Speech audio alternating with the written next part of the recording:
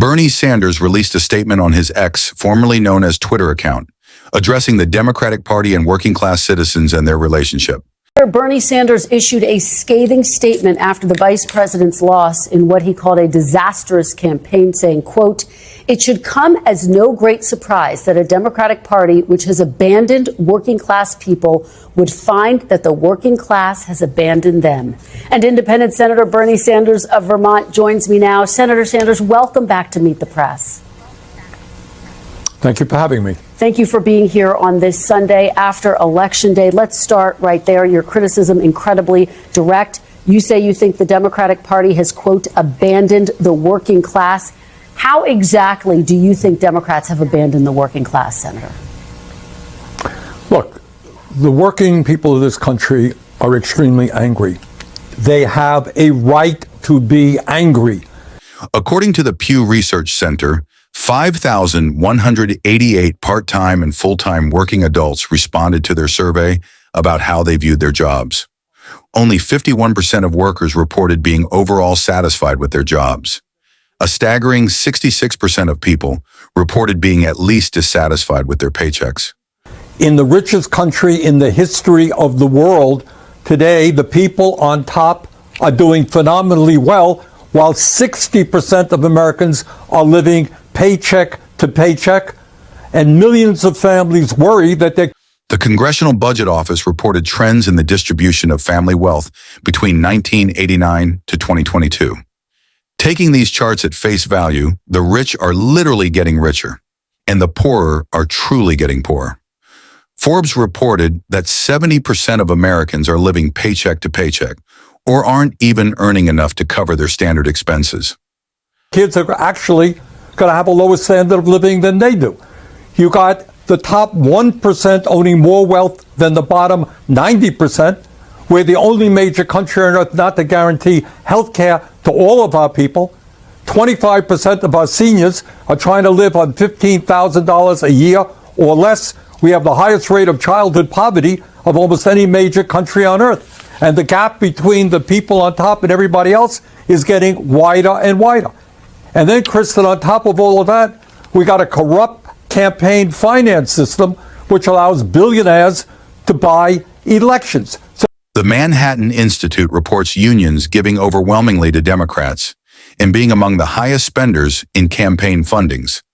But they also report insufficient evidence to suggest spending influences elections substantially. So if you're an average worker out there, you're saying, hey, I'm working longer and longer hours, going nowhere in a hurry, worried about my kids, and yet the people on top have never had it so good. Where is the Democratic Party? Are they prepared to stand up to these powerful corporate interests, raise the minimum wage, fight for health care for all people, make sure that all of our kids get the quality education that they need, expand Social Security?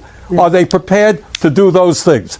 That's the issue that we have to address. Well, as you know, your statement was met with some sharp reaction as well. This is what Speaker Emerita Nancy Pelosi had to say. Take a look. I'll get your reaction on the other side. Bernie Sanders has not won. Let me, with all due respect, and I have a great deal of respect for him, for what he stands for, but I don't respect him saying that the Democratic Party has abandoned the working class families. Senator, how do you respond to Nancy Pelosi?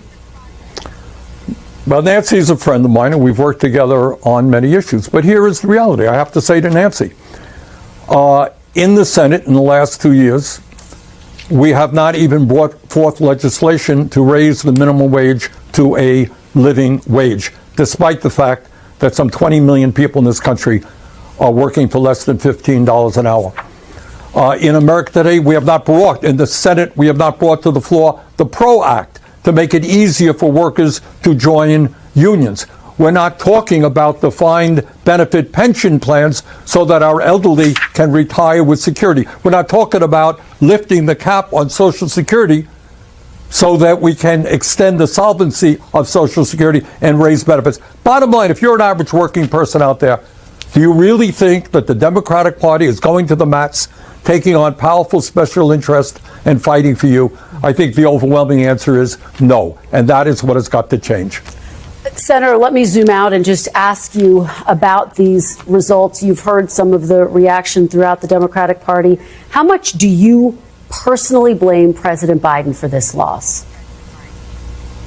President Biden, when he came into office, said that he would be the most progressive president since FDR. And I think on domestic issues, not foreign policy, on domestic issues, he has kept his word, and the agenda that he has pushed through has been an extraordinarily strong one. But that agenda has got to be placed within the overall context of American society today. And that American society today is one in which tens of millions of working families and elderly people are struggling, while the people on top have never had it so good. But, Senator, should he have gotten out of the race more quickly, as some are arguing? I supported him because I think his agenda was a strong agenda, a working class agenda. I'm not going to look backwards. Kamala ran a strong campaign. She did everything that she could. She decisively won the debate. So to me, it's not just about the campaign. It's about what does the Democratic Party stand for? Do ordinary people say, yeah, that is a party that is fighting for my interest and prepared to take on the big money interest who control the economic and political life of the country? That's to me what the issue is. Yeah, we're talking a lot about the economics. You've talked about how the Democratic Party is out of touch when it comes to economic issues. Some Democrats are saying it's not just economic issues, it's cultural issues as well. Here's what Democratic strategist James Carville had to say. Take a look. What killed the Democrats and what killed Biden was a sense of disorder. And part of the sense of disorder was the unfortunate events of what I would refer to as the woke era. Has the Democratic Party's focus on identity politics gone too far, Senator? Let me answer it this way. I think if the Democratic Party must continue to stand up against all forms of bigotry. And Democrats should hold their head high in saying, we led the fight for women's rights and to protect the woman's constitutional right for abortion. We led the fight for civil rights, for gay rights. That is something we should be proud of. But it's not either or, Chris, and this is the problem. You can do both. You could say that I'm for raising the minimum wage to a living wage, guarantee health care for all people, expanding Social Security. And by the way, I also support a woman's right to control her own body, etc. It's not either or. It's going forward in both directions. You know, I've been speaking to some Democrats who are concerned because now President-elect Trump has beaten two women candidates, and their concern is that it will make it more difficult to nominate a woman candidate in the future. Do you share that concern, Senator? No, I don't. I think it's not a question. Look, I'm not going to deny that there is sexism in this country, that there's racism, there's homophobia. It's there. But on the other hand, I think what the American people want to support, whether it's a woman, a man, a black or a white or Latino, whatever, is they want to support somebody who is standing up, Kristen, and fighting for them. People are in pain. According to another Pew Research Center report, an overwhelming majority do not care whether the president is a man or woman. People are hurting. They can't afford to go to a doctor. They can't afford to send their kids to childcare or to college. They're worried about future generations and what kind of standard of living they will have. Here is the bottom line, and it has to be dealt with. You got an economy today doing phenomenally well for the people on top.